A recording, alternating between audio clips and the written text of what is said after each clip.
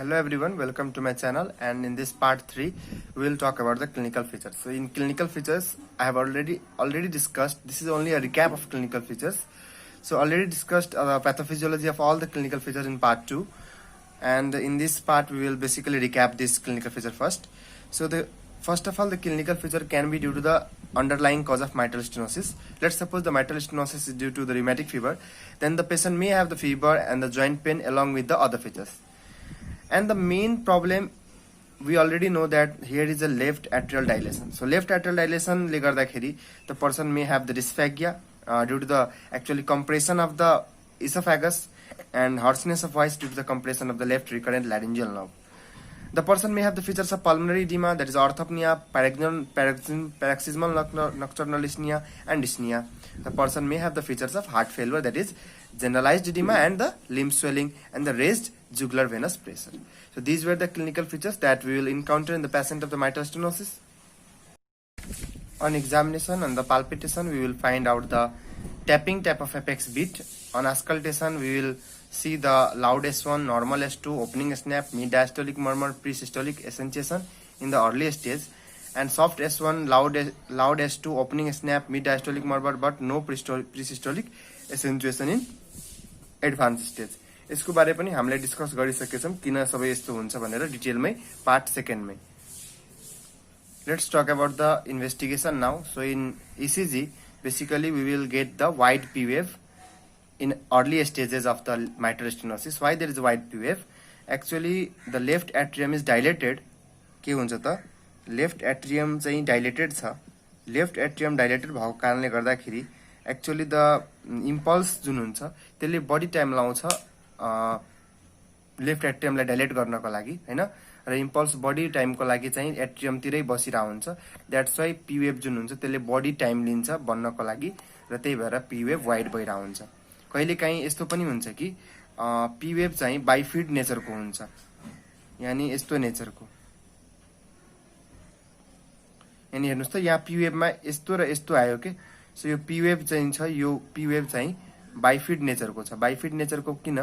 Right एट्रियमको impulse, right atrium इम्पल्सले travel गर्न थालिसकेछ, तर लेफ्ट एट्रियममा अहिले गरि नै रहेछ. त्यही भएर लेफ्ट एट्रियमको, किनभने लेफ्ट एट्रियम के छ त डाइलेटेड छ, त्यही भएर चाहिँ दुईटा एट्रियममा इम्पल्सको नेचर फरक भएको कारणले गर्दाखेरि पी वेभको जुन नेचर छ त्यो डिफरेन्ट आयो, that is bifid P wave. र एडभान्स स्टेजमा के भइसक्यो त पी वेभ एब्सेन्ट हुन्छ, किनभने एट्रियल फिब्रिलेसन हुन थाल्यो. एट्रियल फिब्रिलेसन हुने बेला के भइदिन्छ त पी वेभ्सहरू मल्टिपल फोकाई डेभलप भएको हुन्छ एट्रियममा, and those multiple foci actually cancel out each other, and due to which there is no actual wave formation in the ECG. That's why the P wave is absent. So advanced stage ma ke huncha ta absent P wave absent huncha, P wave absent. So now we will see the chest X-ray. So chest X-ray ma ke dekhincha ta basically we know that in the mitral stenosis the main pathognomic feature was left atrial enlargement. So left atrial enlargement X-ray, chest X-ray मा कसरी देखिन्छ भनेपछि actually यो अलिक सुन्नमा तपाईलाई अलिक नबुझ्न जस्तो लाग्ला, तर म बुझाउँछु जे भएर पनि हैन. फर्स्ट अफ अल के बुझ्नुस् कि लेफ्ट एट्रियल इन्लार्ज हुँदाखेरि के हुन्छ, चेस्ट एक्सरे को राइट साइडमा नर्मली एउटा बोर्डर देख्नु पर्ने, म सब फिगरबाट पनि बुझाउँछु. तर के हुन्छ, अब लेफ्ट एट्रियल इन्लार्जमेन्ट छ भने चेस्ट एक्सरे को राइट साइडमा दुईटा बोर्डर देखिन्छ, र दुईटा बोर्डर देख्नु भनेको एउटा बोर्डर एक्चुअली लेफ्ट एट्रियमको हुन्छ, अर्को बोर्डर भनेको राइट एट्रियमको हुन्छ, र यसलाई डबल डेन्सिटी साइन भन्छ. अब यो के हो म बुझाइराछु.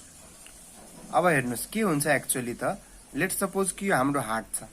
अब हार्टमा बेसिकली हामीले के एउटा कुरा थाहा हुनुपर्छ, यो हामीले त यसरी गरी पढिरहेछौँ जहिले पनि, तर नर्मली के हुन्छ कि जुन लेफ्ट एट्रियम जुन हुन्छ त्यो रियलमा एउटा यसको मान्छेमा कहाँ लोकेट हुन्छ भनेपछि हार्टमा जुन बाहिरबाट यदि हामीले हार्ट कसैको हेर्छौँ भने हामीले चाहिँ मात्रै राइट एट्रियम हेरिरह हुन्छौँ र बडी भन्दा बढी राइट भेन्ट्रिकल हेरिरह हुन्छौँ, र केही पार्ट मात्रै लेफ्ट भेन्ट्रिकलको हेर्छौँ.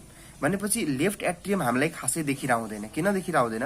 किनभने लेफ्ट एट्रियम जुन हुन्छ त्यो पोस्टेरियरली लोकेट हुन्छ. कहाँ लोकेट हुन्छ? पोस्टेरियरली लोकेटेड हुन्छ. त्यही भएर पोस्टेरियरली लोकेटेड भएको कारणले गर्दाखेरि बाहिरबाट एन्टेरियरली हेर्दाखेरि लेफ्ट एट्रियम भिजिबल हुँदैन. के हुँदैन, लेफ्ट एट्रियम भिजिबल हुँदैन। बाहिर हेर्दाखेरि हामीलाई भिजिबल के भइरहेको हुन्छ, राइट एट्रियम र राइट भेन्ट्रिकल चाहिँ के हुन्छ, राइट एट्रियम र राइट भेन्ट्रिकल चाहिँ भिजिबल भइरहेको हुन्छ। सो यो म तपाईहरुलाई एउटा फिगर देखाइरहेको छु। यो चाहिँ एन्टेरियरली हार्टलाई हेर्दाखेरि के देखिन्छ, यानी अगाडिबाट तपाई कुनै पर्सनको हार्ट देख्नुहुन्छ भने के देखिन्छ भनेपछि तपाईले राम्ररी देखे। मैले यसमा के गरेछु, लेफ्ट साइडेड पार्टहरुलाई रेडले बनाएको छु र राइट साइडेड पार्टहरुलाई मैले ब्लूले बनाएको छु। सो तपाईले राइट एट्रियम देखिन्छ मजाले, राइट भेन्ट्रिकल देखिन्छ हैन, र अर्को तपाईले लेफ्ट एट्रियमको लेफ्ट भेन्ट्रिकलको केही पार्ट देखिन्छ र लेफ्ट एट्रियम थोरै देखिन्छ है। र यो आर्क अफ एओर्टा भयो, ठीक छ। यो चाहिँ पल्मोनरी ट्रङ्क भयो, यो सुपिरियर भेना कावा भयो, यो इन्फेरियर भेना कावा भयो। भनेपछि तपाईले बाहिरबाट हेर्दाखेरि एक्चुअली यस्तै देख्नुहुन्छ। भनेपछि यो फिगरमा तपाईले राम्ररी लेफ्ट एट्रियम तपाईले देख्नु नै भएन हैन। एक्चुअली लेफ्ट एट्रियम चाहिँ त्यही भएर एन्टेरियर छ। यो मैले बनाएको के भयो फिगर हो त, एन्टेरियर साइडको फिगर हो, ठीक छ। अब एक्सरे गर्दाखेरि के हुन्छ त, बेसिकली तपाईले एक्चुअली एक्सरे जुन स्याडो हुन्छ, एक्सरेमा जुन तपाईले यसरी कार्डियक स्याडो, यसरी जुन कार्डियक स्याडो देखिरहेको हुन्छ, त्यो स्याडोमा जुन राइट साइड देखिन्छ, त्यो राइट साइड बेसिकली यो राइट एट्रियम भइरहेको हुन्छ।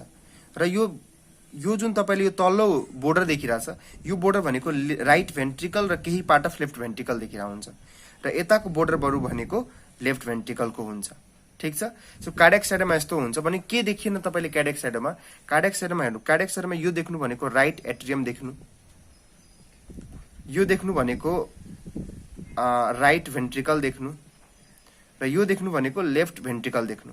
सो कार्डियक स्याडो बेसिकली यस्तो हुन्छ चेस्ट एक्सरेमा। मैले एक्सरेमा पनि बुझाउँछु। भनेपछि के चाहिँ देखिरहेको छैन भनेपछि एक्चुअली लेफ्ट एट्रियम देखिरहेको छैन। किन देखिरहेको छैन, किनभने लेफ्ट एट्रियम पछाडितिर हुन्छ हार्टको, त्यही भएर देखिरहेको छैन। अब म पोस्टेरियर साइडको फिगर बनाएर पनि देखाउँछु। अब हार्टलाई चाहिँ पोस्टेरियरली तर्फ पछाडिबाट हेर्दाखेरि तपाईलाई अब बल्ल के देखिरहेछ त, यो मैले लेफ्ट साइडको रेडले बनाएको छु र राइट साइडको मैले ब्लूले बनाएको छु। सो लेफ्ट एट्रियम तपाईले बल्ल देखिरहेछ हैन, एट्रियम, र यो लेफ्ट भेन्ट्रिकल देखिरहेछ तपाईलाई, र थोरै पार्ट अफ राइट एट्रियमको देखिरहेछ, थोरै पार्ट अफ राइट भेन्ट्रिकलको देखिरहेछ। अब तपाईले यहाँ के बुझ्नु पर्यो, एक्चुअली लेफ्ट एट्रियम अब मानौ कि लेट सपोज कि कोही मान्छेमा डाइलेसन भयो, डाइलेसन भएपछि एक्चुअली के भइदिन्छ कि लेफ्ट एट्रियम जुन यहाँसम्म यसको बोर्डर थियो भने अब लेफ्ट एट्रियम यहाँसम्म गइदियो, कहाँसम्म गइदियो, यहाँसम्म गइदियो। भनेपछि अब तपाईलाई एक्चुअली एक्सरेमा के देखिरहेको थियो, नर्मली एक्सरेमा हामीले राइट एट्रियम मात्रै देखिरहेको थियौँ, ठीक छ। अब चाहिँ के भयो, लेफ्ट एट्रियम डाइलेसन भएको कारणले गर्दाखेरि जुन लेफ्ट एट्रियम छ त्यो पनि यतैतिर आइदिन्छ क्या, डाइलेसन भएर। एक्चुअली मैले यहाँ देखाएँ नि कि लेफ्ट एट्रियम डाइलेसन भएर त्यो कतातिर शिफ्ट भइरहेछ, राइट एट्रियम तर्फ शिफ्ट भइरहेछ। त्यही भएर जुन लेफ्ट एट्रियम देखिरहेको थिएन त्यो अब राइट एट्रियम तर्फ शिफ्ट भइदियो। यानी कि जहाँ जुन ठाउँमा लेफ्ट एट्रियलको बोर्डर छ त्यही ठाउँमा राइट एट्रियमको जहाँ बोर्डर छ त्यही ठाउँमा लेफ्ट एट्रियलको पनि बोर्डर देखिरहेको हुन्छ। त्यही भएर चेस्टमा हामीलाई चेस्ट एक्सरे हेर्दाखेरि नर्मली चाहिँ एउटा बोर्डर मात्रै देखिन्थ्यो राइट एट्रियमको। भनेपछि अब left atrium left atrium actually right atrium तर्फ गइदियो डाइलेसन भएको कारणले गर्दाखेरि। त्यही भएर तपाईलाई अब चाहिँ दुईटा एक्चुअली देखिरहेको हुन्छ लाइन राइट बोर्डर अफ हार्टतिर हैन, चेस्ट एक्सरेमा। र यो दुईटा जुन लाइन देखिन्छ यसलाई भन्छ डबल डेन्सिटी साइन। के त, यो दुईटा बोर्डर देख्नु भनेको के हो त, double density sign, double density sign हैन। र अर्को कुरा डबल डेन्सिटी जुन साइन भयो त्यसमा चाहिँ बाहिरतिर कुन बोर्डर देखिन्छ त, स्टिल बाहिरतिर हामीलाई राइट एट्रियल बोर्डर देखिन्छ है। र त्योभन्दा अलि भित्र के देखिन्छ त, लेफ्ट एट्रियमको बोर्डर देखिन्छ। किन देखिन्छ, यो फिगरबाट प्रमाणित हुन्छ त्यो कुरा। यो फिगरमा हेर्नुस्, लेफ्ट एट्रियम जब डाइलेट भएर जान्छ त्यो राइट एट्रियमको बोर्डर बाहिर हुन्छ र त्यसको अलिक भित्र मात्रै लेफ्ट एट्रियमको बोर्डर आइदिन्छ। र त्यही भएर चेस्ट एक्सरेमा दुईटा बोर्डर देखिरहेको हुन्छ राइट साइडमा, that is known as double density sign. अब हामी फिगरबाट बुझ्छौँ। अब हामीले त्यही कुरा चाहिँ एक्सरेबाट पनि बुझ्न कोसिस गरौँ। सो हेर्नुस् त, यो एक्सरे तपाईले यो साइडको एक्सरे भनेको नर्मल चेस्ट एक्सरे हो, र यो साइडको एक्सरे भनेको तपाईलाई लेफ्ट एट्रियम डाइलेसन भइसकेपछिको एक्सरे हो। सबभन्दा पहिला र्युमेटिक के भन्छ माइट्रल स्टेनोसिसमा एउटा कुरा त के देख्नुस् कि कार्डियोमेगाली भइसकेछ। हेर्नुस् त, नर्मली के हुन्छ, यो कार्डियक स्याडो हो, यो थोरेसिक स्याडो हो, यो पुरै के हो, थोरेसिक स्याडो हो। भनेपछि यति थोरेसिक स्याडो छ र यति कार्डियक स्याडो छ हैन, यति कार्डियक स्याडो छ र यति पुरै थोरेसिक स्याडो छ। नर्मली कार्डियक स्याडो जुन हुन्छ द्याट सुड बी एक्चुअली 50% और less than that of thoracic cavity, यानी कि थोरेसिक क्याभिटीको लेन्थ भन्दा यसको लेन्थ 50% भन्दा कम हुनु पर्यो, जुन कि यो नर्मल एक्सरेमा कम नै छ। तर हेर्नुहोस् त यो एक्सरेमा चाहिँ थोरेसिक स्याडोको जति लेन्थ छ त्यो भन्दा थोरै मात्रै लेन्थ कसको छ त कार्डियक स्याडोको छ, यानी कि कार्डियक स्याडोको लेन्थ बढिसकेछ। So cardio thoracic length actually बढ्यो भने त्यसलाई हामी कार्डियोमेगाली भन्छौँ, यानी कि माइट्रल स्टेनोसिसमा कार्डियोमेगालीको फिचर्स देखिन्छ। अर्को कुरा यो पिक्चरमा राम्ररी हेर्नुहोस् त, यो एक्चुअली कार्डियक स्याडो छ। कार्डियक स्याडोमा यो राइट बोर्डर हो के, हेर्नु यो राइट बोर्डर देखिरहेछ तपाईँले एउटा, यो राइट बोर्डरमा यो राइट एट्रियम छ, त्यसपछि यो तपाईँले तल छ यो भनेको राइट भेन्ट्रिकल हो, अनि यो लेफ्ट बोर्डर भनेको लेफ्ट भेन्ट्रिकल हो। ठिक छ, के मैले भने राइट एट्रियम, त्यसपछि राइट भेन्ट्रिकल र लेफ्ट भेन्ट्रिकल। यहाँ हेर्नुहोस्, यहाँ तपाईँले दुईटा एक्चुअली बोर्डर देखिन्छ। एउटा बोर्डर भनेको यो बोर्डर हो पहिलो बोर्डर, र अर्को बोर्डर भनेको सेकेन्ड बोर्डर। यहाँ तपाईँले दुईटा बोर्डर देखिरहेछ, यो ब्लू लाइनले जुन डट डट डट बनाएको छ त्यो फर्स्ट बोर्डर भयो, र यहाँ अर्को बोर्डर पनि देखिरहेछ तपाईँले, भनेपछि दुईटा बोर्डर देखिरहेछ। यो हेर्नु त दुईटा बोर्डर देखिरहेछ, यो नर्मल एक्सरेमा देखिरहेको छैन। दुईटा बोर्डर किन देखिरहेछ, किनभने यो जुन ब्लू बोर्डर छ यो चाहिँ लेफ्ट एट्रियम डाइलेसन भएर भएको छ, र यो भनेको राइट एट्रियमकै बोर्डर हो। भनेपछि दुईटा बोर्डर देखियो भने त्यसलाई भन्छ double density sign. So double density साइनहरू चाहिँ देखिन सक्छ यदि लेफ्ट एट्रियम डाइलेसन छ भने। सो यही एउटा यो पनि एउटा फिचर्स हो कि लेफ्ट एट्रियम डाइलेसन भएको छ भने डबल डेन्सिटी साइन देखिन्छ। जस्तो यो पिक्चरमा हेर्नु त तपाईँले दुईटा बोर्डर यत्तिकै मजाले देखिरहनु भएको छ, एउटा फर्स्ट बोर्डर यो, अर्को सेकेन्ड बोर्डर। यो नर्मल चेस्ट एक्सरे छ, यो चाहिँ अघिकै मैले ब्लू डट हटाइसकेको छु। फेरि हेर्नु यो तपाईँले हेरिसक्नु भएको छ, यो चाहिँ फर्स्ट बोर्डर यो देखिरहेछ, त्यसपछि सेकेन्ड बोर्डर यो देखिरहेछ, होइन? दुईटा बोर्डर यहाँ देखिरहेछ तपाईँले राइट साइडतिर दुईटा बोर्डर, भनेपछि यसैले के भन्छ double density sign. So chest एक्सरेमा ओभरअलमा हामीले के हेर्न सक्छौँ भनेपछि डबल डेन्सिटी साइन देख्न सक्छौँ, कार्डियोमेगालीहरू देख्न सक्छौँ, र पल्मोनरी इडिमा यसमा हुन्छ भनेपछि पल्मोनरी इडिमा हेर्न सक्छौँ। पल्मोनरी इडिमालाई एक्चुअली डिनोट गर्नको लागि के देखिन सकिन्छ त हामीले कर्ली बी लाइन्स हेर्न सक्छौँ एक्सरेमा। So curly B lines. अर्को भनेको चाहिँ cephalization of bronchial vessels. So cephalization of bronchial vessels. अर्को भनेको हामीले हेर्न सक्छौँ अर्को तपाईँलाई पेरिब्रोङ्कियल कफिङ, पेरिब्रोङ्कियल कफिङ। सो यो सबै पोइन्ट मैले पल्मोनरी इडिमाको एक्सरे फिचर्सहरू मैले डिस्कस किन एक्चुअली हुन्छ भनेर मैले पल्मोनरी इम्बोलिजमहरूको भिडियोमा गरिदिएको छु। सो एक्चुअली तपाईँलाई पल्मोनरी इडिमाको यो curly B line, cephalization of bronchial vessel, peribronchial cuffing किन भयो भनेर बुझ्नु पर्यो भने तपाईँ एक्चुअली पल्मोनरी इम्बोलिजमको भिडियो हेर्नुहोस्, त्यहाँबाट तपाईँको कन्सेप्ट क्लियर हुन्छ। सो बेस्ट इन्भेस्टिगेसन जहिले पनि के हुन्छ इकोकार्डियोग्राफी। इकोकार्डियोग्राफी दुई तरिकाले गर्न सकिन्छ। एउटा चाहिँ डाइरेक्ट बाहिर चेस्टबाटै गर्ने यानी कि ट्रान्सथोरासिक इको गर्न सकिन्छ। अर्को चाहिँ इसोफेगसमा प्रोब हालेर अनि बल्ल चाहिँ इको गर्ने, सो ट्रान्सइसोफेगल इकोकार्डियोग्राफी भन्छ, जुन पनि गर्न सकिन्छ। इकोबाट बेसिकली हामीले सबभन्दा राम्रो भल्भहरूको डिजिजहरूको लागि इको नै हुन्छ। यसमा चाहिँ जति पनि च्याम्बर्सहरू छ सबै च्याम्बर्सको साइज थाहा पाउन सकिन्छ, भल्भको सेप र साइज थाहा पाउन सकिन्छ। अर्को चाहिँ यसले फङ्सनहरू पनि भन्न सक्छ, यानी कि फङ्सन कस्तो छ, यानी कि डायस्टोलिक फङ्सन के छ, सिस्टोलिक फङ्सन के छ, त्योहरूको बारे पनि इकोकार्डियोग्राफीले भन्छ। सो ओभरअलमा बेस्ट डायग्नोस्टिक टेस्ट भनेको इकोकार्डियोग्राफी नै हो भल्भुलर हार्ट डिजिज, कुनै पनि भल्भुलर हार्ट डिजिजको लागि। So let's talk about the management. So management are basically two types. One is the medical management and another is we have surgical management. So in medical management we will basically go for the diuretics first. Diuretics ma basically loop diuretics. किन loop diuretics यानी कि furosemide यसले के गर्छ basically it relieves the pulmonary edema. So pulmonary edema लाई relive गर्छ, त्यही भएर चाहिँ हामीले लुप डायरेटिक्सहरूलाई युज गर्न खोज्छौँ। ठीक छ। अर्को पनि डायरेटिक्सहरू युज गर्न सकिन्छ, तर लुप डायरेटिक्स चाहिँ गुड ड्रग। अर्को हामीले के गर्न सक्छौँ त मेडिकल म्यानेजमेन्टमा we can give digoxin. So what the digoxin will do? So digoxin is basically given if there is a atrial fibrillation. So if there is a atrial fibrillation, digoxin can be given, as digoxin is a vagal stimulant. Digoxin के हो त vagal stimulant हो। So basically it actually inhibits the impulse of AV node. AV node को इम्पल्सहरूलाई inhibit गर्छ र त्यही भएर चाहिँ मल्टिपल इम्पल्सलाई भेन्ट्रिकलमा जान दिँदैन हैन हैन। अर्को कुरा चाहिँ के गर्छ त, so inhibits the impulse AV node, और we can say it increases the refractory period of AV node. Refractory period of AV node cells. AV node cell, AV node cells को रिफ्र्याक्ट्री पिरियडले इन्क्रिज गरिदिन्छ, जसको कारणले गर्दाखेरि त्यहाँ छिटो छिटो impulse conduction हुँदैन हैन, र त्यसपछि रिदमहरू मेन्टेन हुन थाल्छ। सो अल्टिमेटली एट्रियल फिब्रिलेसनहरूले गर्दाखेरि जुन भ्यागस भेन्ट्रिकलको एरिथमिया भइरहेको थियो, भेन्ट्रिकलको जुन बिट छ त्यो इरेगुलर भइरहेको थियो, त्यसलाई नै एक्चुअली करेक्ट गर्न काम गर्ने डिजोक्सिनले गर्छ हैन। डिजोक्सिन पनि दिन सकिन्छ। Another thing in medical management is actually कि there was a risk of thrombus formation due to stasis. So thrombus formation र thromboembolic phenomenon बाट बच्नको लागि we can give oral anticoagulants. So oral anticoagulants can be given, and oral anticoagulant मा basically we will give the warfarin. So warfarin दिन्छ हैन। अब चाहिँ oral एन्टिकोगुलेन्ट मा warfarin दिइसकेपछि बेसिकली चाहिँ यसले चाहिँ थ्रोम्बोएम्बोलिक फेनोमेनाहरू चाहिँ रिड्युस गरिदिन्छ।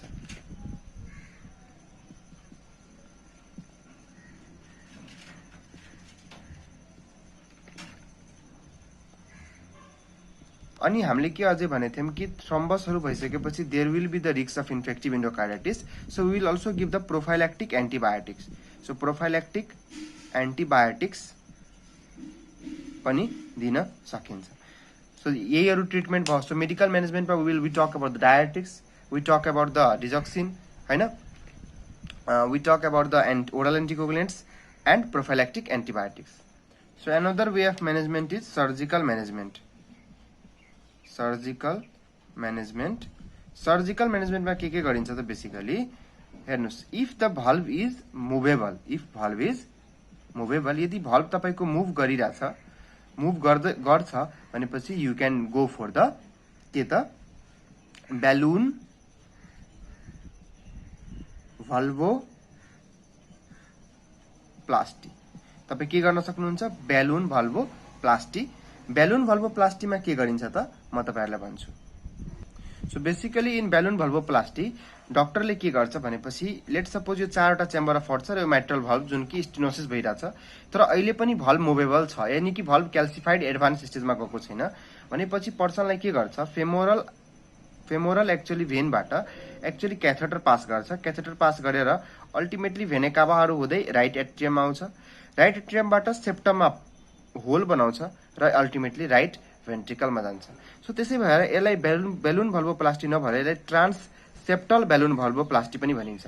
यानी कि सेप्टाबाट इन्टर भएर अल्टिमेटली यहाँ गएर के गर्छ, एउटा बेलुनलाई डाइलेट गर्छ र बेलुनलाई डाइलेट कन्स्ट्रिक्ट गरेर यो जुन भल्भ हुनुहुन्छ त्यो भल्भलाई एक्चुअली त्यसले स्टेनोसिस अलिक कम गरिदिन्छ। So this technique is known as transseptal balloon valvoplasty. So यो पनि एउटा टेक्निक हो, सर्जिकल टेक्निक हो जुन चाहिँ एकदम धेरै फेमस छ। Another thing is valve replacement. So valve replacement को मान्छेमा गरिन्छ, if the disease has reached its advance stage, let suppose कि if there is a calcification of the valve, then the valve will not move, and in that case we will do the valve replacement। भल्भै हटाइदिने। Valve replacement दुई किसिमको भल्भले गर्न सकिन्छ, एउटा tissue valve हुन्छ, एउटा प्रोस्थेटिक मेटलको भल्भ हुन्छ।